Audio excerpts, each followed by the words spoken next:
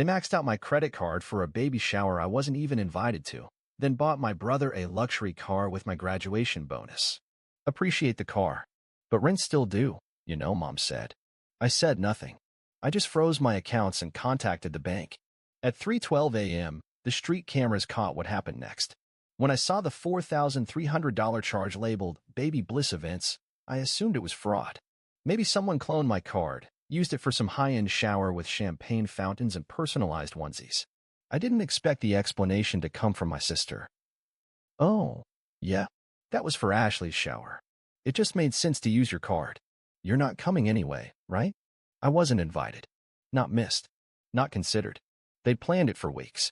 Custom cookies, a venue by the lake, a catered brunch. Every part of it ran through my name, my card, without my knowledge. I didn't argue. I just said, okay, smiled, and walked out of the group chat. That was on a Tuesday. By Friday, I got another alert. $18,000 transfer to White Glove Imports. A brand new BMW 3 Series. Under my name. A gift from my graduation bonus, one I never saw, to my younger brother. Appreciate the car, my mom said over the phone, like it was a sock or a used blender. Then added, but rent's still due, I didn't raise my voice. I didn't ask for an explanation. I opened my banking app, froze every account, called the credit card company, flagged the car purchase as unauthorized. At 3:12 a.m., I got the notification, multiple login attempts blocked. Then a call from the fraud department. Then silence. But street cameras don't lie. I watched the footage the next morning. A man, tall, hoodie, familiar, trying the door to my building. My brother. 3:12 and 47 seconds a.m. Looking straight into the camera. It didn't start with the baby shower, or the car, or even the graduation bonus I never touched. It started years ago. It started the first time I paid for pizza because you make the most. The first time I volunteered to cover utilities when Dad's freelance gig dried up. The first time my sister said, well, you're single, what else would you spend it on? And everyone laughed like it was a compliment. And I let them. I laughed too. I even felt proud. Thought being needed meant being loved. Turns out, I was just convenient. Looking back, I see it all now. The system they built, and the role they gave me. Not the son. Not the brother. The resource. The lifeline.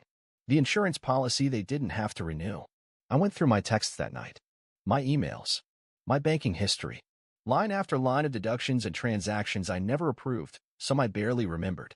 $1,200 for a family vacation I wasn't even told about. $600 for a bridesmaid's dress. My sister's, not mine. Monthly charges for a family gym membership I never used, where my brother checks in twice a week and tags me in the posts. Then came the memory. The one that shifted everything. 2 years ago, my dad had heart palpitations. Rushed to the ER. I was out of state, drove 6 hours to be there. Sat in that ugly green chair by his bed holding his chart like I knew what I was doing. My mom arrived last, stopped in the doorway and said, oh, you're here. Not, thank you. Not, we needed you. Just surprise, like she assumed I wouldn't come and wouldn't be missed. And then she turned to my sister and said, thank God you were calm. He always panics. They don't see me. They never have. What they see is what I give. Money. Coverage. Convenience. Even the BMW, my BMW, was never framed as a gift. It was the least I could do, because my brother was starting fresh. Fresh from what? He lives at home. He's failed 3 majors. He once asked if HTML was a password type. But he's charming. Always has been. The baby. The golden boy. And I was the fixer. The shadow in the background keeping the lights on. They fed off that. And I let them. Until now.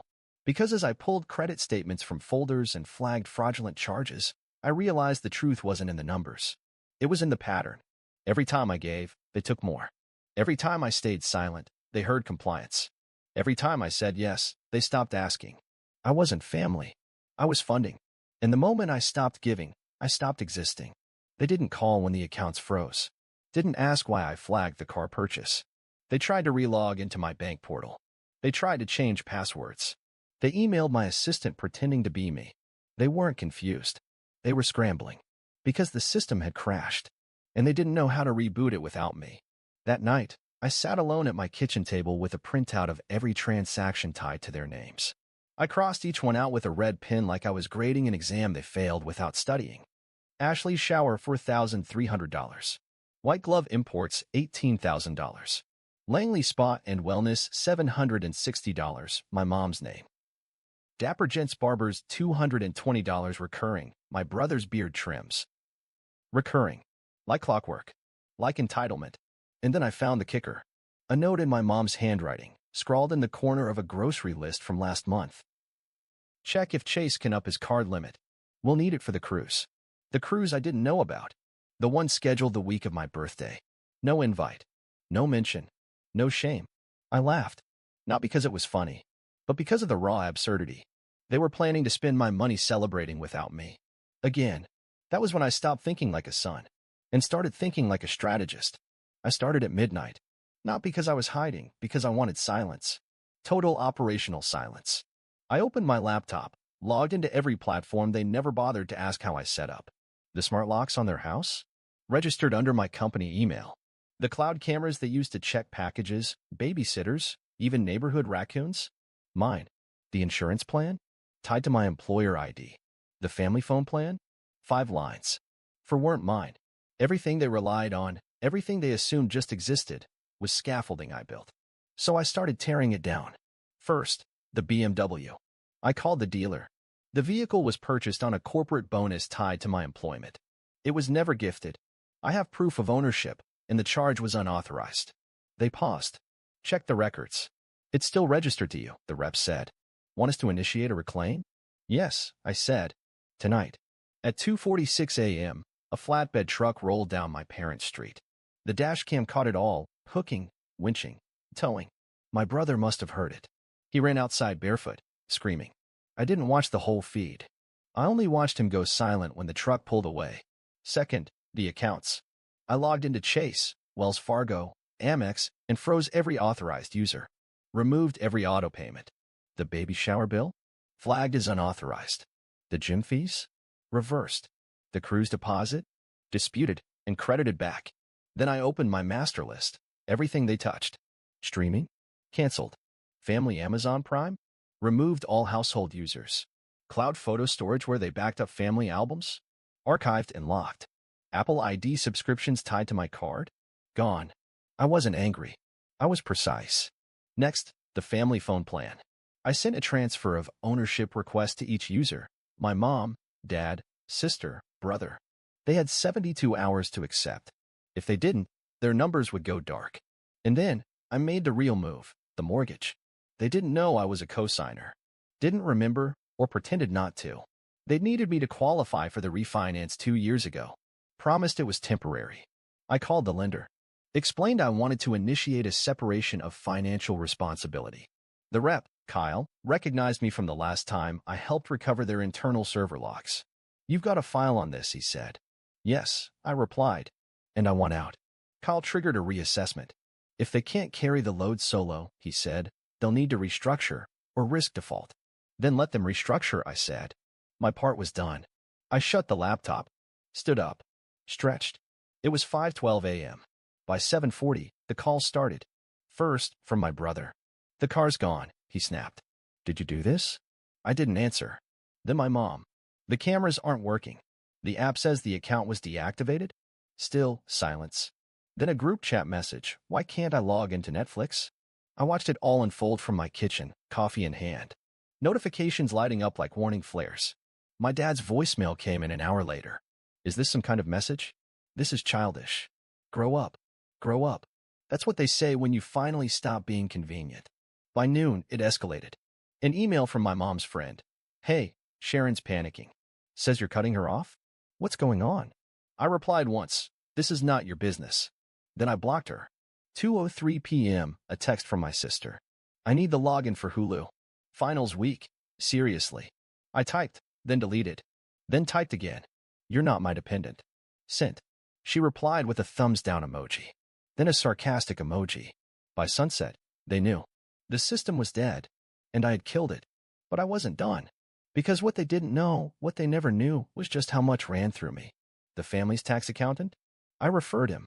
Their digital security suite? Mine. Even the custom filters on their email, set up when Dad kept getting phishing scams about his Bitcoin wallet coded by me. I started extracting everything. Admin access, revoked. Encryption keys, changed. Vendor contacts, scrubbed. By the next morning, their digital life was a shell. Then came the panic. My mom called 21 times. Left voicemails that started as confusion and ended in rage. You don't do this to family. We made you. We trusted you. My dad didn't call. He sent a letter. Typed. Formal. We request the immediate restoration of all services disrupted under your management. If not, we will pursue legal action.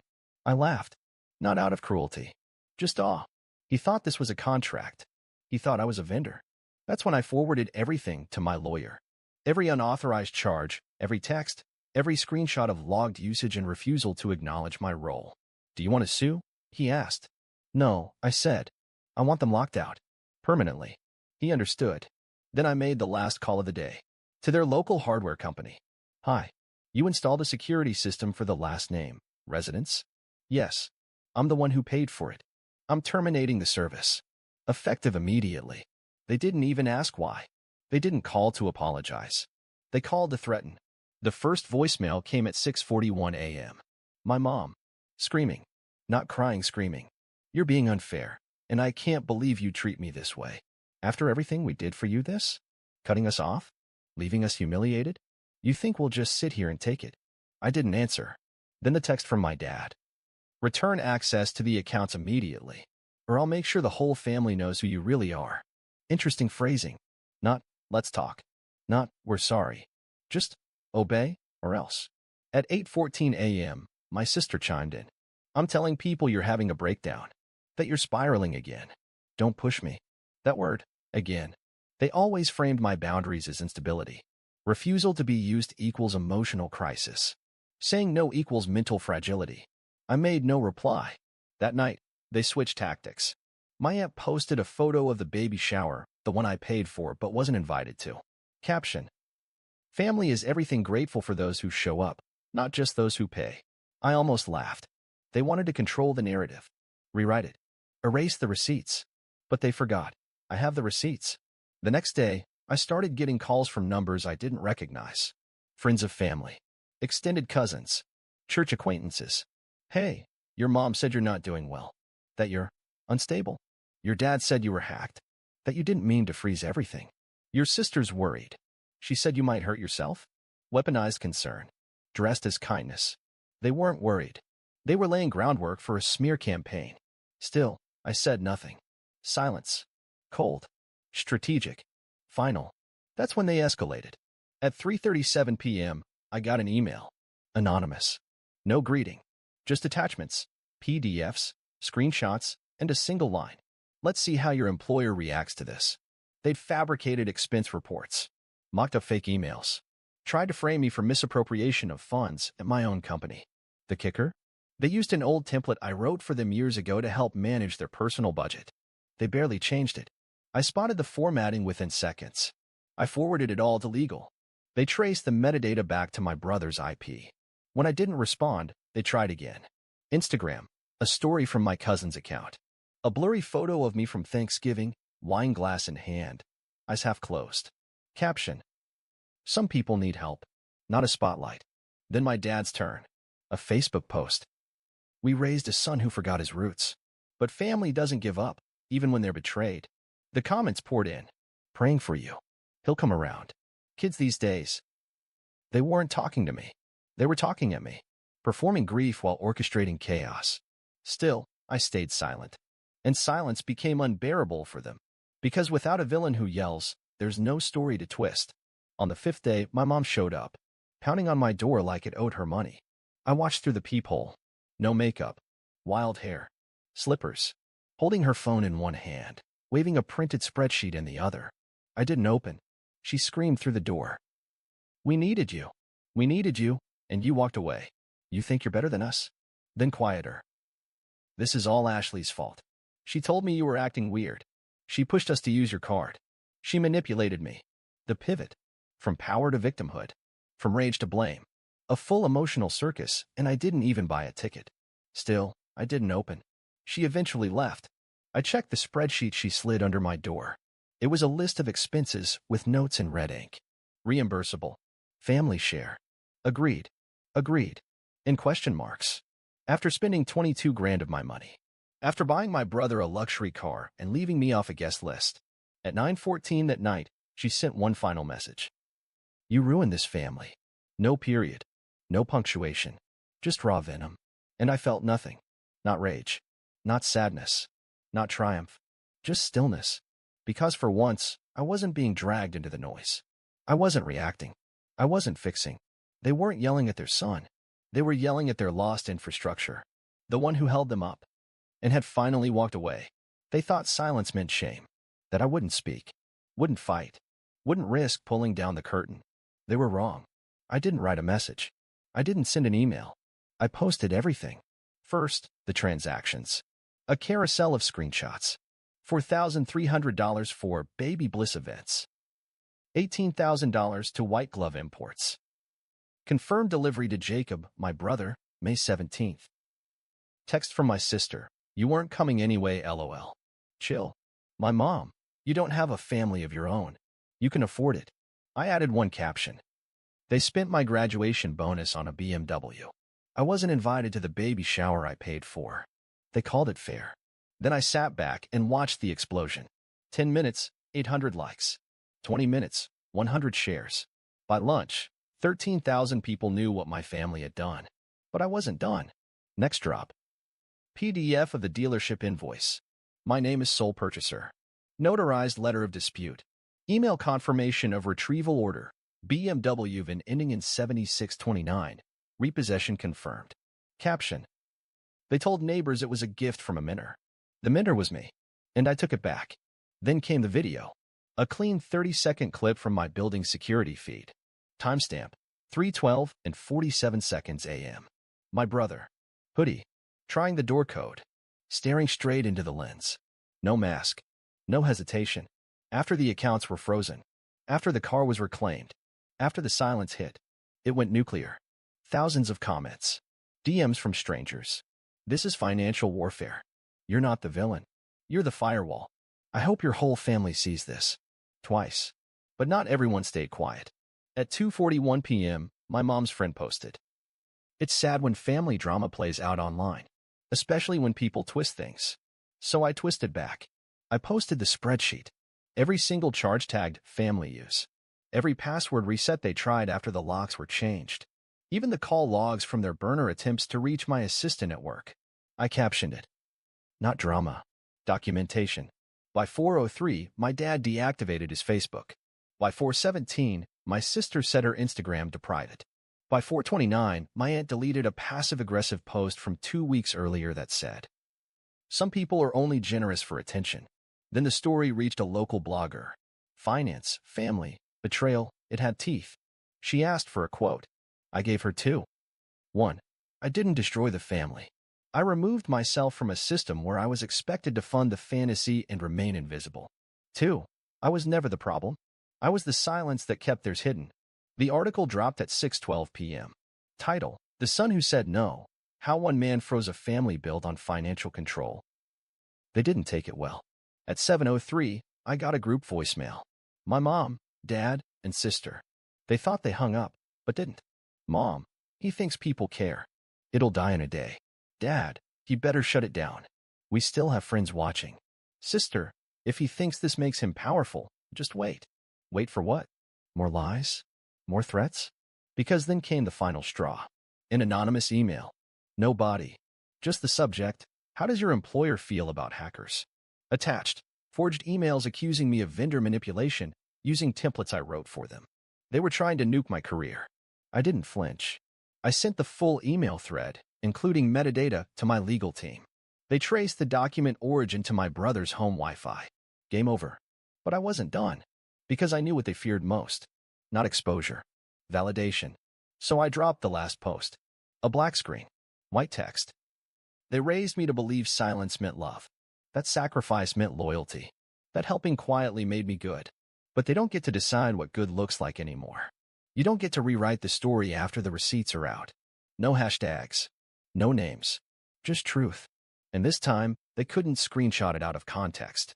Couldn't private message it away. Couldn't tell a neighbor. He's just sensitive. Because now, the narrative wasn't theirs. The balance had shifted. For the first time in my life, I wasn't their son. I was the source of proof, of exposure, of power. And they knew it. The next day, I got one message. From my aunt. The one who said I was just bitter. Just 3 words. You went public. I replied. You went too far. They didn't come angry this time. They came rehearsed. Sunday. For 22 p.m. I saw them through the peephole, Mom in a soft sweater, Dad in a button-down he saves for funerals, and my sister holding a store-bought pie like a peace treaty. I didn't open the door. I opened the window instead. Whatever you rehearsed, I said, cut it in half. Then leave. My mom blinked. My dad forced a smile. My sister stepped forward. We're here because we don't want to fight, she said. You already did, I replied. You just lost. We were under stress, my mom offered. We said things we didn't mean. No, I cut in. You meant every word. You meant it when you said I was a failure. When you called me a burden. When you spent my money and told people I was unstable. You meant all of it. You just didn't expect me to fight back. My dad stepped closer. It's family. Things get messy. It wasn't messy, I said. It was surgical. You planned every swipe of my card. Every withdrawal. Every lie. Then came the line. The one they were saving. We just want to be a family again. I paused. Looked down at them from the second-floor window. You don't miss me, I said. You miss what I gave you. You miss the fixer. The buffer. The system. They didn't deny it. They just looked tired. We're trying, my mom whispered. No, I said. You're negotiating with the consequence. Then I gave them what they came for. The final word. The end of the show. I didn't leave because of the money. I left because the moment I stopped paying, I stopped existing. Silence. My sister looked like she wanted to cry. My dad looked like he'd aged 10 years. My mom held that pie like it weighed 50 pounds. No more access. No more platforms. No more dinners, chats, second chances. This is not estrangement. It's release. I'm not your provider. I'm not your redemption arc. I'm just done. They turned without a word. As they walked back to the car, I whispered, not loud enough for them, just for me. You didn't lose the card. You lost the cardholder. And I closed the window. Not with a slam. With relief.